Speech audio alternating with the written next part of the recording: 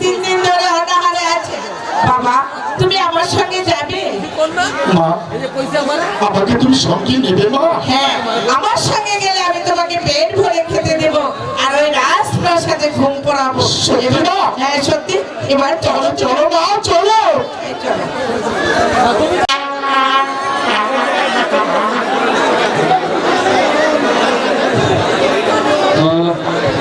আজ 10 দিন 10 মাস অতিবাহিত হতে যাচ্ছে, এখনো কেন অন্তর্মহল থেকে কোনো সংবাদ পাচ্ছি না।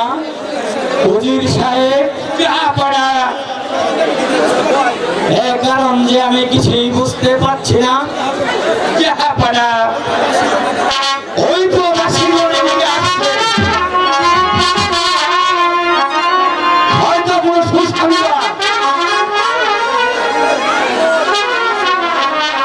বলো রাশিগঞ্জ, অন্দরমহলের কি সংবাদ?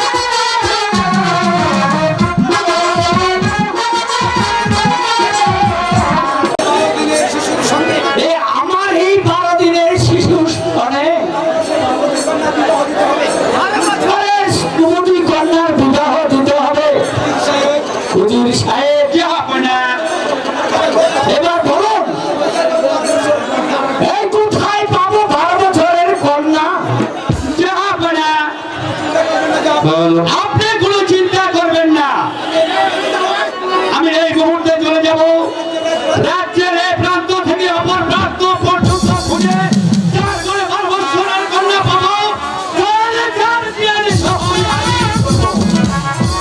হ্যাঁ হ্যাঁ উজির সাহেব, তাই করতে হবে, তাই করতে হবে। এই 12 বছরের কন্যার সঙ্গে সন্ধান করে আমার এই রাজ দরবারে নিয়ে আসুন। তাই করছি জাহাপানা, আমি তাই করছি।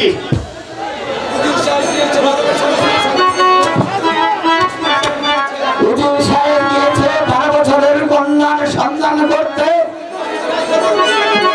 কিন্তু আমাকে যে রাজ দরবারে বসে থাকলে চলবে না, আমাকেও খুঁজে হবে কোথায় রয়েছে সে কন্যা। এই গেছিস রাজদূতিকে পাঠিয়ে দেই রাজ দরবারে। সুতরাং সুতরাং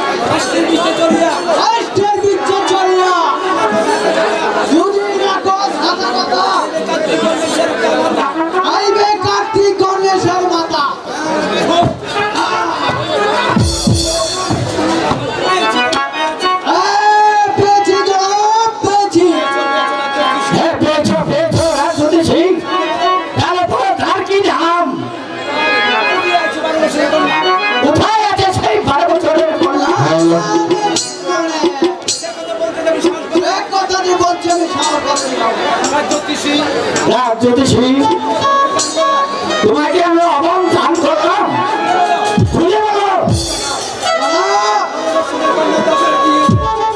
12 বছরের কন্যা তো আমাদের বিয়ে হয়েছে। আমার বিয়ে রয়েছে, তাহলে কোথায় আছে সেই 12 বছরের কন্যা?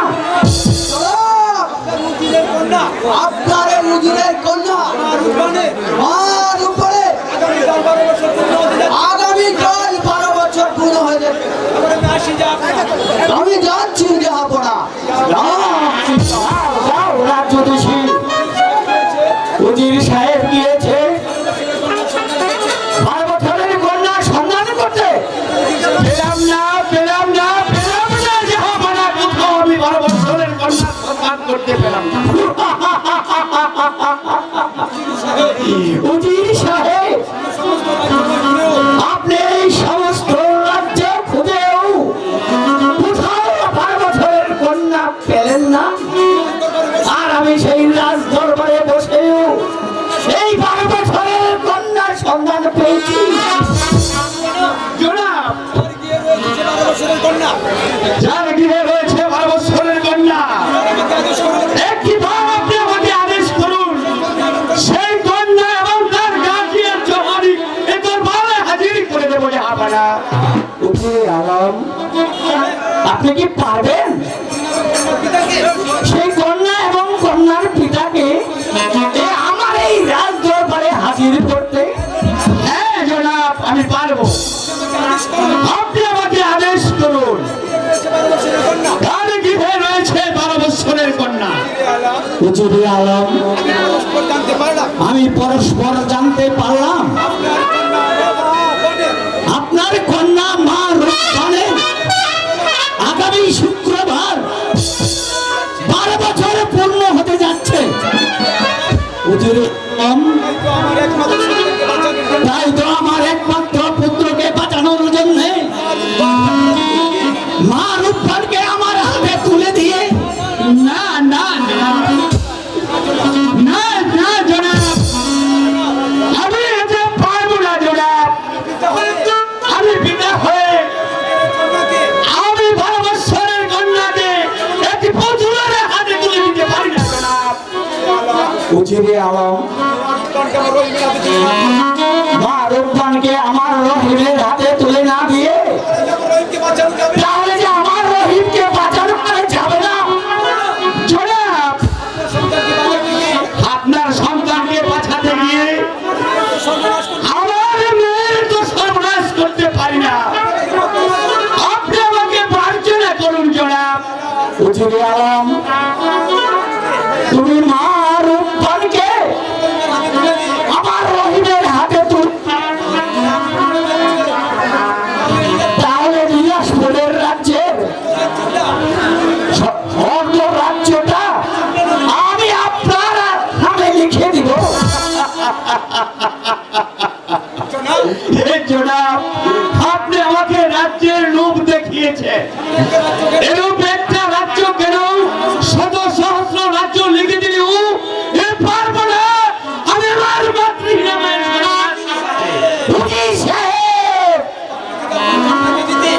আপনি যদি আপনার কন্যাকে দিতে কঠিন হতে পারেন,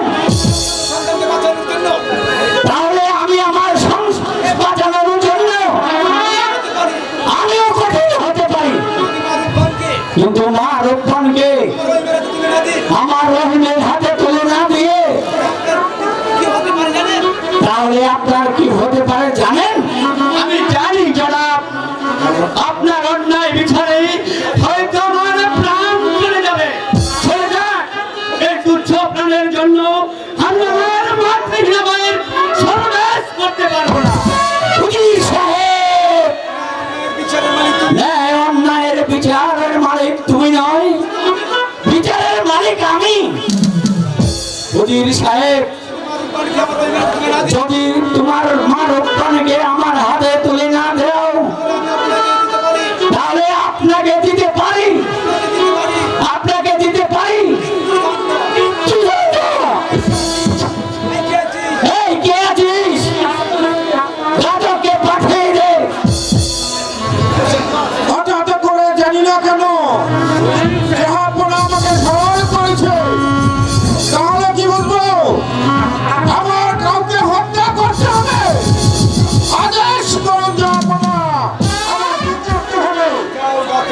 যাও ঘাতক আমার এদিকে তার শিরোচ্ছেদ করে আমার কাছে উপহার দিবে। এই করছি জাহাপনা, এই যে উজির সাহেব, চলে আসুন উজির সাহেব।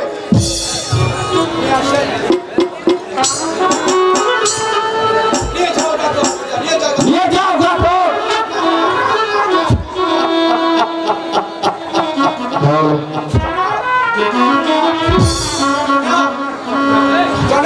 জনাব, আমি চলে যাচ্ছি জনাব।